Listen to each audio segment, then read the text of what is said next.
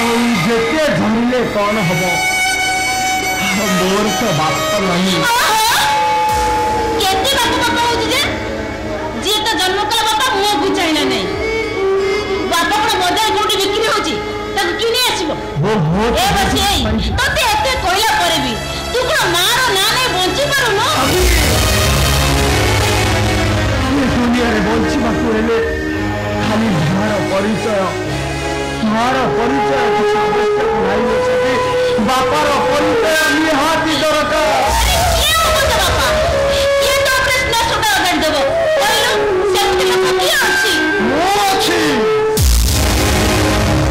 मो बसुर बापा हेती ये पंडित पराशर मिश्र बसुर बापा हबो ओ परिचयटा जानि खाइला परे मो पुओटा को पड़े नहीं पारिबे कहतो निश्चय नहीं ये होची पंडित पराशर मिश्र कथा माने ये होची मुक्ति मंडपर कथा आउ से कथा केबेले दीत हबनी सुनुछु मा बासु सुनुछु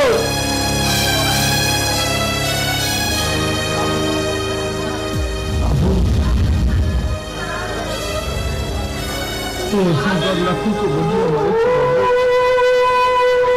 अपन को एति गुहारी कर अपन आज आम घरे ठाए आमको धन्य करदे बाबू किंतु मो महामुंड फसी बापे आपण कौन मत पुत्र स्नेह दे पारे बाबू दे पारे अरे ए हूँ पंडित पराशर मिश्र कथा ए कथा केबे दुईटा हबनी रे बासु से जवाब देइछि माने निष्ठा पालन करिबो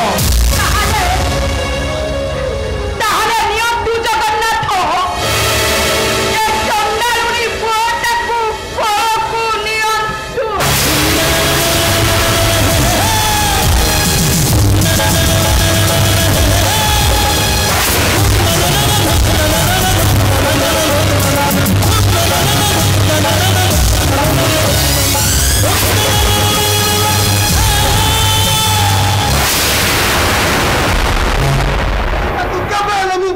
स्वीकार कर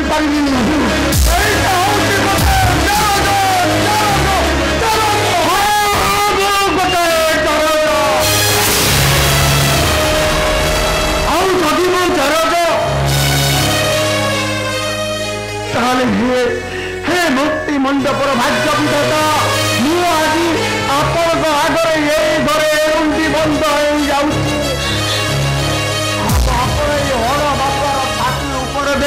पदरे चाली जानतु बाबू हे पराशर मिश्र मु आज एठी एरंडी बंद हो जाउछि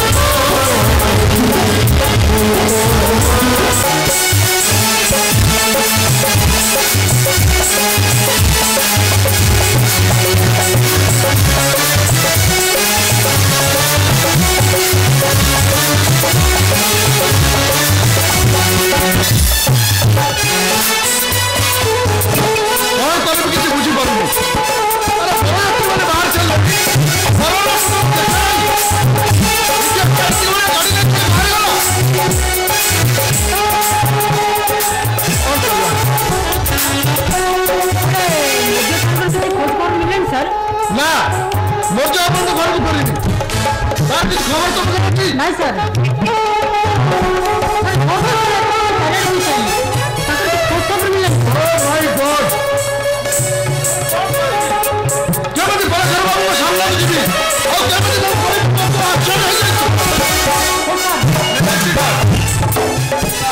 खोजबार दरकार पड़ोनी मो देखुनी तू फेरी आसीचु इडियट आ पर भी मु जानिबा को चाहूची तू कोन दिन जाइतिलु आ का परिवेशन नहीं जाइतिलु आ को काम पई तते बाहर अपेक्षा करबा को पड़िला आ बच्चो मो कथा जवाब दे अरे ना गाड़ी ड्राइव करी गला बेले कोटा ऑटो वाला सहित एक्सीडेंट हे गेला ऑटो वाला रोटेट तो से पहले रे मु तो आसी पलिन डा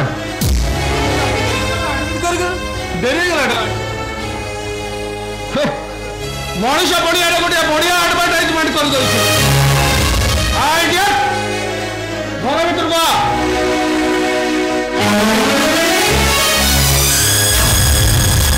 सर सर बाघर कम सब तो बेसी डेरी है नहीं सर एति गुड़े मो चाकरीटा भी सर मो दायित्व नता डाट मो पर विरक्त होचंदी अतः तुम चाकरी समस्या ने मते व्यस्त करछो मो बाघर से तुम कथा बुझला होबनी सर से तो चाकरी थब तो सर निश्चय बाघर परे मु तुम घर को जीवी आज्ञा सर तुम चाकरी विषय सब किछि बुझी सारिया परे मु तुम निश्चय हेल्प करबी 100% हेल्प करबी निश्चित सर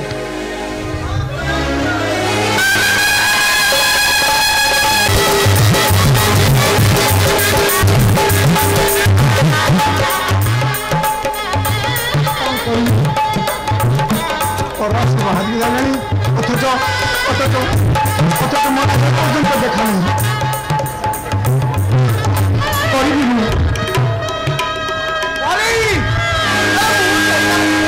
पाइलिनी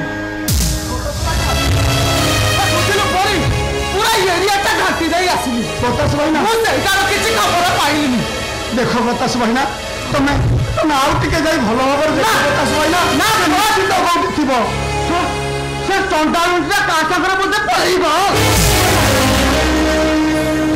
ना तो मना से बोली छ बतास भाईना मो मना से बोली छ मुहे से निश्चय कोन असुविधा पड़ी कोठी अटकी जाई थिबो ए बुझिलु पड़ी ये आम गाँ अगु जगु जगु समस्त को लगे कि नई कूला पोखरी कूला मंदिर सबुआड़े खोजिली प्रकाश भाई तार किसी खबर पाइली नहीं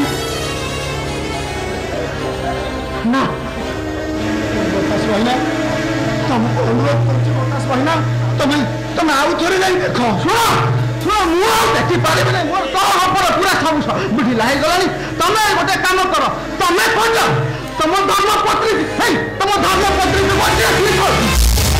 भाईना सबुआड़े खोजी सारे साई पड़िशा तम तम ही खोजी सारे लोक मत खोजी सारी से टोकीटा तो एपर्यंत खबर पाऊनी और कहीं भी खबर दे पारो तमें आंत कर कौन छिड़ा अरे तमें गोटे किसी व्यवस्था कर व्यवस्था करी पल्लवी आउ कौन किसी कर नहीं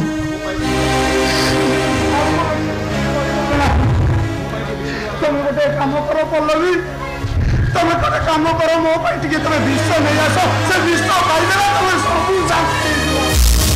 शांति हो पल्लवी तुम सब शांति हो घंटा घंटा कर अपेक्षा करूँ कहीं बारंबार कहवा सत्वे आप बरकन्या को विदा करूना कहीं माने मो माने कौन है मन घर नहीं पड़ी सारा पर मन कुआड़े चली जाई शेष टॉपिक आपको झील कुआड़ चली जाई एक प्रकार बेदी उठी जाई एक कथा कहवा पूर्व आपन को टिके विष मिलानी मरी पारे माने माने विश्वास करंतु विश्वास करबी कहां विश्वास करबी तम भली माँ को ये राति अगर निज झील का सहित पठे दे पारिना आ ये पराशर मिश्र भली बापा को ଯିଏ ମତେ ଡାକି ଆଣି ଏଠୁ ଶିଶୁପାଳ ସଜେଇ ଦେଇଛି। ଆଉ ମନା ଭଳି ଝିଅକୁ ଯିଏ ନିଜ ଦେହଟାକୁ ବେପାରରେ ଲଗେଇ ଦେଇଛି। ଏଇ ଟିକିଏ ପୂର୍ବରୁ ତମ ମାନଙ୍କୁ ବିଶ୍ୱାସ କରୁଥିଲି, ହେଲେ ଏବେ ଅବିଶ୍ୱାସ କରିବାକୁ ବି ଇଚ୍ଛା ହେଉନି। ଦେଖନ୍ତୁ ମର୍ଜି ବାବୁ, ତମେ ଯାହା ସବୁ କହୁଛ ସେ କଥାଟା ଠିକ ନୁହେଁ। ମୁଁ ମାନୁଛି ମନଟା ଆମମାନଙ୍କୁ ନ ଜଣେଇ ଘର ଛାଡ଼ି ଚାଲି ଯାଉଛି, ହେଲେ ଆମକୁ ନ ଜଣେଇ ମନଟା ଏମିତି ଗୋଟେ ଭୁଲ ନିଷ୍ପତ୍ତି ନେବ ସେ କଥାଟା ଆମେ ବିଶ୍ୱାସ କରିପାରୁନୁ ମର୍ଜି ବାବୁ। ତମ ଝିଅ ଏକଦମ 24 କ୍ୟାରେଟ। ତମ ଏ ଘରର ସିନ୍ଦୁକ ଭିତରେ ନ ରହି ଆଉ କା ପକେଟ ରହିବାକୁ ଚାଲି ଯାଇଛି, କା ଛାତିର ବଟ ନବାକୁ ଚାଲି ଯାଇଛି। ମର୍ଜା ବାବୁ, ଏ ଯାହା କରିଛି ମୋ ଭଉଣୀ ସରି ଇଏ ମୋ ଭଉଣୀର ଝୁଅ ଠିକ କରିଛି। ଆଜିକାଲି ଟୋକଳି ମାନେ ଦେଖୁଛ ପେଟରେ ଛୁଆ ପୁରେଇ ଶଳା ପଳେଇ ଯାଉଛନ୍ତି।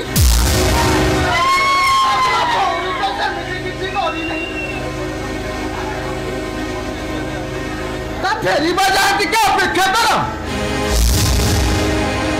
ଥାଉ ଭାଇନା,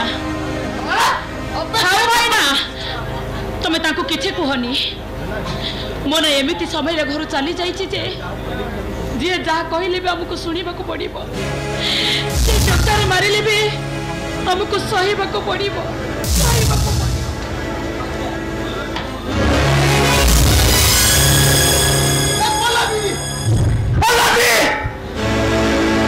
ବୁଝିଲ ତମେ ଯାହା କଲ ଠିକ କଲ ନାହିଁ।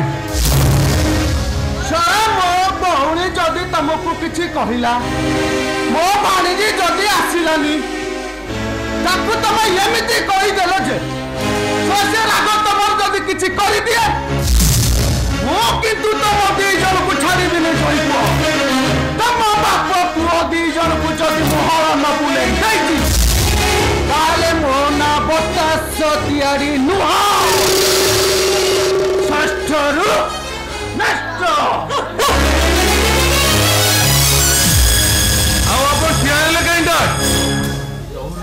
ଆଉ ଜହୁରୀ ଭଳି ଆପଣ ଯୋଉ ହୀରାକୁ ସିଲେକ୍ସନ କରିଥିଲେ, ସେ ହୀରାଟା ବର୍ତ୍ତମାନ ମାର୍କେଟରେ ହଜି ଯାଇଛି। ଯାଆନ୍ତୁ ଆପଣ ପୋଲିସ ଟିମକୁ ନେଇ ଖୋଜି ବାହାର କରନ୍ତୁ। ସେଇଟା ହୀରା ହୋଇଥିଲେ ମୁଁ ଯାଇଥାନ୍ତି ମର୍ଜ। ସେ କୋଟା ପଥରଟା କାହିଁକି ମୁଁ ଖୋଜିବାକୁ ଯିବି? ଗୋଟା ନଷ୍ଟ ଚରିତ୍ରଟାକୁ କାହିଁକି ମୁଁ ଖୋଜିବାକୁ ଯିବି? ସେମିତି କୁହନ୍ତୁନି ମହେଶ ବାବୁ। ପାଦ ଦିଟା କେବଳ ପିଲାଟି ମନ୍ଦିରକୁ ଯାଇଛି, ସେ ପାଦ କେବେ ହେଲେ ଭୁଲ ବାଟରେ ଯିବନି। ଯୋଉ ପାଦ ଦିଟା ତୁମ ସଂସ୍କାରକୁ ଗୋଇଠା ମାରି ଚାଲିଗଲା, ସେ ଫେରି ଆସିବ ବୋଲି ତୁମେ କହିପାରୁଛ? ଆମ ଝିଅ ଗୋଟିଏ କାଦୁଆ ନଈ, ସେ ଯୋଉଠିକି ଯାଇଛି ସେଇଠି ଅଟକି ଯିବ, ଆଉ ସେ ଫେରିବନି। ମୁଁ ଫେରି ଆସିଛି ଡାଟ୍।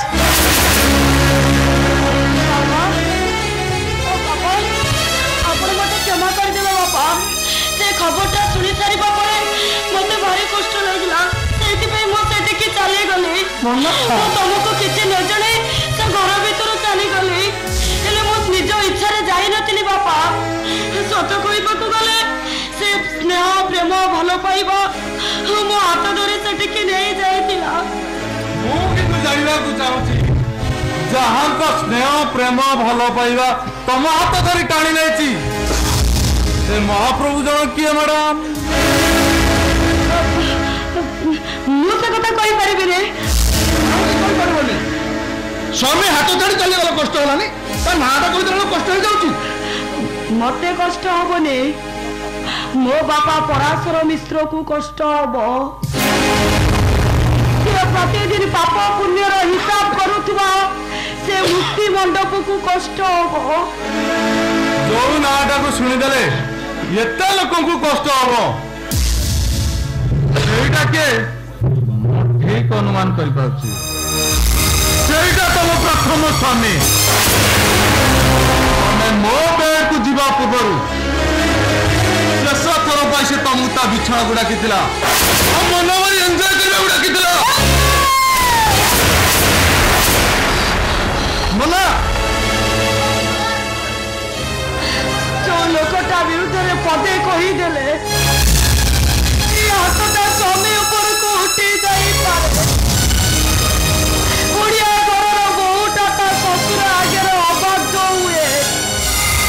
ଆପଣମାନେ ଏଇଥିରୁ ବୁଝିପାରୁଥିବେ ସେ ଲୋକଟା ମୋର କେତେ ନିଜର।